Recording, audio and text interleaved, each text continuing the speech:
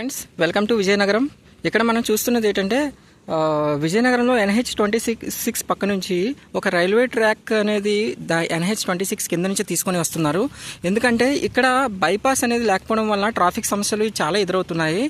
మనకి ఇక్కడ రైల్వే స్టేషన్లోని అటు నుంచి హౌరా నుంచి వచ్చే రైల్వే ట్రైన్స్, ఇటు నుంచి న్యూఢిల్లీ నుంచి వచ్చే ట్రైన్స్ మధ్య చాలా వరకు ట్రాఫిక్ సమస్యలు ఎదురవుతున్నాయి. ఎందుకంటే ప్రయాణికులు చాలా ఇబ్బంది పడుతున్నారు.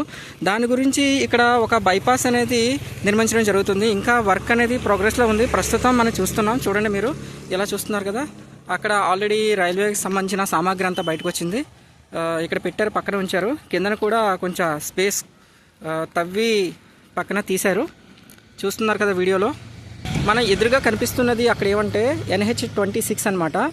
విజయనగరం నుంచి ఆ హైవే అనేది రాయ్పూర్ వరకు, ఛత్తీస్గఢ్లో ఉన్న క్యాపిటల్ సిటీ రాయ్పూర్ని కలుపుతుంది. NH26 చూపిస్తున్నాను కదా, అక్కడ ఆ కింద నుంచి రైల్వే ట్రాక్ అనేది. ఇంకో రైల్వే ట్రాక్ ఏంటి, విజయనగరం రైల్వే జంక్షన్ అనమాట. Vizianagaram railway station. ఈ జంక్షన్ నుంచి అటువైపు న్యూఢిల్లీ వెళ్ళే ట్రైన్స్ వెళ్తాయి. నెక్స్ట్ ఇటువైపు నీకు చూపిస్తాను మీకు. ఇటువైపు నుంచి ఇటువైపు చూపిస్తుంది ఏంటంటే, కొంచెం ముందుకు వెళ్దాం పదండి. ఇటువైపు నుంచి ఏంటంటే హౌరా వెళ్ళే ట్రైన్స్ అనేది విజయనగరం జంక్షన్ మీదుగా హౌరా వెళ్ళే ట్రైన్స్ అన్ని కూడా అటు వెళ్తాయి. అందు గురించేనే ఈ లైన్కి ప్రస్తుతం మనం విజయవాడ జంక్షన్లో కూడా మనం చాలా వరకు చూసుకుంటాం.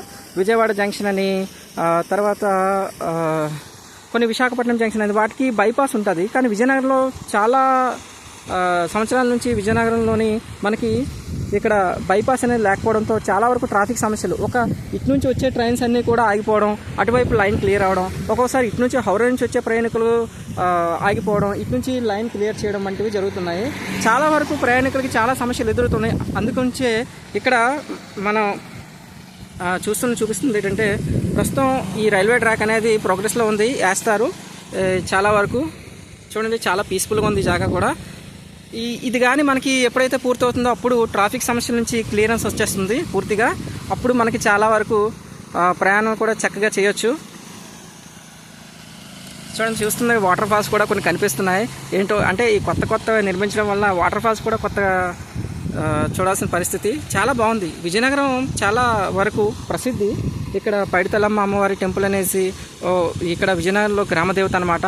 చాలా సంవత్సరాలుగా ఇక్కడ ప్రతి సంవత్సరం ఉత్సవాలు చేస్తుంటారు. మొన్న రీసెంట్గా అక్టోబర్లో రీసెంట్గా జరిగింది సిరిమానోత్సవం. తర్వాత ఇక్కడ మనకి రాజుగారి కోట అని, తర్వాత శ్రీరామనారాయణం, చాలా రకాల చూడదగిన ప్రదేశాలు ఉన్నాయి.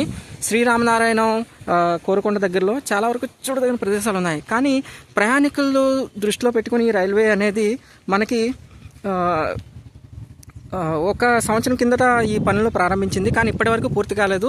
మరి ఇది అంతా పూర్తయ్యే సమయానికి ఏ టైం అవుతుందో తెలియదు. కానీ నాకు తెలిసి ఇంకొక సంవత్సరంలో మొత్తం క్లియర్ అయిపోద్ది. ఇంకొక 6 months, ఒక సంవత్సరం పట్టొచ్చు. ఎందుకంటే చాలా వరకు పెండింగ్ పనులు అయితే కనిపిస్తున్నాయి మనకి. చూస్తున్నారు కదా, ఇది కానీ క్లియర్ అయితే ట్రాఫిక్ సమస్యల నుంచి బయటపడవచ్చు. Okay friends, thank you.